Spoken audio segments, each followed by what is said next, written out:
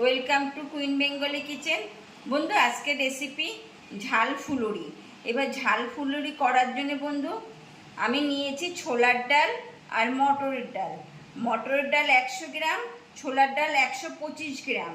এবার বন্ধু এবার দুটো ডালই আপনার 2 থেকে 3 ঘন্টা আগে ভিজিয়ে রাখতে হবে।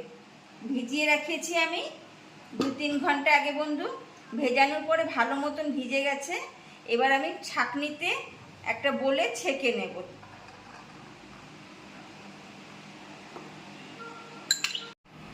এটা বন্ধু চা দিয়েও সার্ভ করতে পারেন বা টিফিন হিসাবেও খেতে পারেন। সন্ধ্যেবেলা একটু মুখরোচক খেতে ইচ্ছা করছে, এটা করে খেতে পারেন। খুব সুন্দর হয়, খেতেও টেস্ট হয়। দেখবেন এখন অনেক সময় অনেক জায়গায় রাস্তায় বিক্রি হয় এরকম ঝাল ফুলুরি। সেইটা ডাল দিয়ে করে না বন্ধু, ডাল দিয়ে হয় না। সেইটা এরকমই হবে অনেকটা। দেখতে থাকুন, খুব ভালো লাগবে। ভালো মতন ছেঁকে নিলাম। ছেঁকে এটা মিক্সচার গ্রাইন্ডার বলে নিয়ে নেব। প্রথমে দুটো পেঁয়াজ নিয়েছি।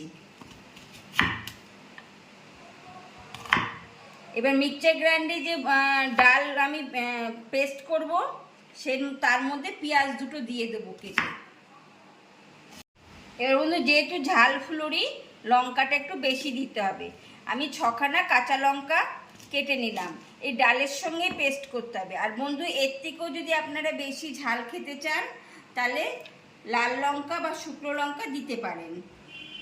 এবার এই পেস্টটা করব বন্ধু, কোনো জল দেব না।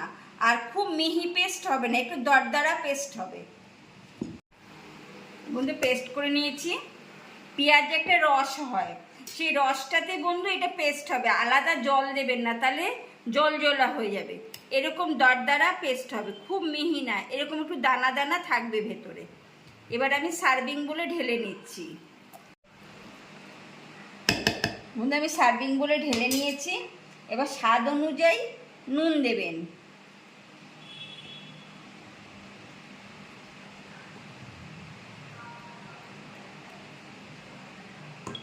এবার বন্ধু যেহেতু ঝাল, হাত দিয়ে ফেটাবেন না, একটা হ্যান্ড ব্লেন্ডার নেবেন। হ্যান্ড ব্লেন্ডারের সাহায্যে 5 থেকে 6 মিনিট ফেটাতে হবে। খুব ভালো করে ফেটাতে হবে, নয় কিন্তু ফুলুরিটা ভালো হবে না। বন্ধু ডাল ফেটাতে ফেটাতে এরকম হালকা হয়ে যাবে, দেখবেন এটা ফাঁপা মতন হয়ে যাচ্ছে, তখনই বুঝবেন হয়ে গেছে। আর জল দিলে কিন্তু বন্ধু আরও পাতলা হয়ে যাবে। জল দেবেন না, পেঁয়াজের যে রসটা সেইটাতেই ডাল পেস্ট হয়ে যাবে। আর এরকম জল দিলে কি পাতলা হয়ে যাবে, তখন ফুলুরিটা ভালো হবে না। দেখেছেন আগের তুলনায় কতটা টেক্সচারটা পাল্টে গেছে। এবার বন্ধু কড়াইতে একটা তেল দিয়েছি কিছুটা। দেখবেন এরকম কাঠি দিয়ে, দেখছেন কাঠিটা বুদবুদি উঠছে, তার মানে তেল খুব গরম হয়ে গেছে। এবার আমি তেল খুব গরম হয়ে যাওয়ার পরে গ্যাসটা একদম আস্তে করে দেবেন।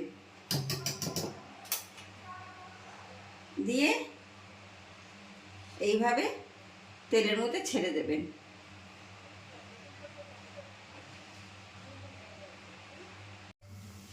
বন্ধু এরকম লাল করে ভেজে নেবেন। তেল বাড়িয়ে তারপরে কমিয়ে দেবেন ফুলুরি ছেড়ে, তাহলে কি ভেতরে উপরে দুই দিকেই ভাজা ভালো মতন হবে। আর তেল বাড়ানো অবস্থায় দিলে কি উপরটা লাল হয়ে যাবে, ভেতরটা ভাজা হবে না।